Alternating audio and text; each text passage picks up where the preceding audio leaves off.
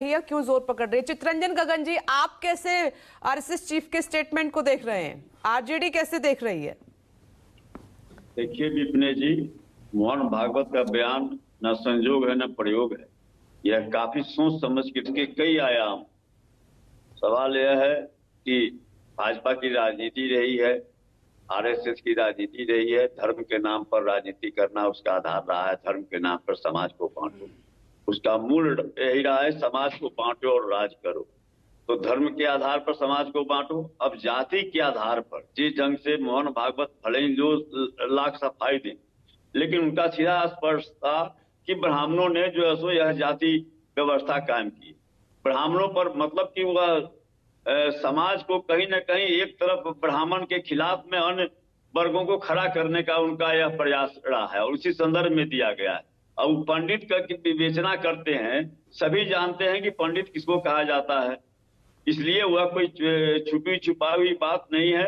और जानबूझकर जो है सो जो धर्म के नाम पर जब उनका यह देखे कि मिशन अब कामयाब नहीं हो रहा है तो अब जात के नाम पर बांटने लगे।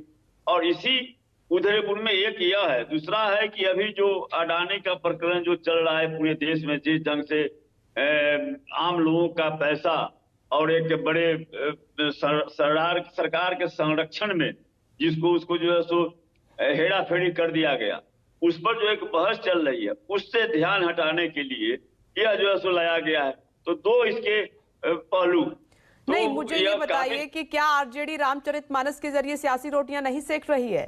जाति का तो सबसे ज्यादा मुद्दा बिहार से ही जोर पकड़ रहा है। नहीं विपिन जी, मैंने रामचरितमानस पर सवाल नहीं उठाया, न आस्था पर सवाल उठाया। मैंने रामचरितमानस शुरुआत तो आपकी पार्टी से ही हुई है ना? चितरंजन गगन जी, बिहार से ही हुई है इसकी शुरुआत। नहीं, रामचरितमानस की जो पंक्तियां हैं, जिसके बारे में समाज के महिलाओं के बारे में, अति पिछड़ों के बारे में, समाज के जो अंतिम पायदान पर जो लोग हैं, ये जो कर्मवीर हैं, उन लोगों पर जो सवाल उठाया गया है, जिनकी समाज के रचना में महत्वपूर्ण भूमिका रही है, उन पर जो सवाल उठाया गया है, उनके बारे में जो शब्दों का प्रयोग किया गया है, मेरा केवल उस पर आपत्ति है। मैंने कभी रामचरितमानस पर या आस्था पर कभी सवाल मैंने नहीं उठाया और मैंने किसी को इसके लिए दोषी नहीं करार दिया। लेकिन यह तो जो सो देखिए, सीधे तौर पर आज तक हिंदुस्तान के इतिहास में शायद पहला व्यक्ति मोहन भागवत हैं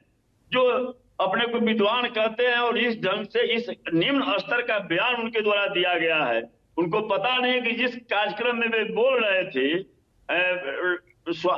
संत रविदास के जो आयोजन था उसमें, और उनके गुरु रामानंद जी ब्राह्मण थे और उस ब्राह्मण पर उन्होंने आरोप लगाया है, उस ब्राह्मण को उन्होंने कटघरे में खड़ा किया है, समाज से अलग एक खलनायक के रूप में ब्राह्मण को उन्होंने पेश किया है। नहीं चितरंजन जी, मुझे एक बात का जवाब दीजिए। आप उन चौपाइयों की बात कर रहे हैं, कुछ शब्दों की बात कर रहे हैं जो रामचरितमानस में नहीं होने चाहिए थे, जैसे कि आपकी पार्टी के नेता ने कहा भी था। जी, बस। तो फिर आप आरएसएस चीफ के बयान को ये क्यों बोल रहे हैं कि सोच समझकर दिया गया बयान है? वो तो आपकी बात कर रहे हैं। मैं तो जो बयान दिया उस पर मैं कायम हूं कि रामचरितमानस की जो कुछ पंक्तियां हैं जिसमें महिलाओं के बारे में और जो जिनको आप एससी एसटी कहते हैं, बीसी कहते हैं, उनके बारे में जो शब्द का प्रयोग किया गया, उनके बारे में जो अभिव्यक्ति की गई है, मेरी आपत्ति उस पर है। संजीव,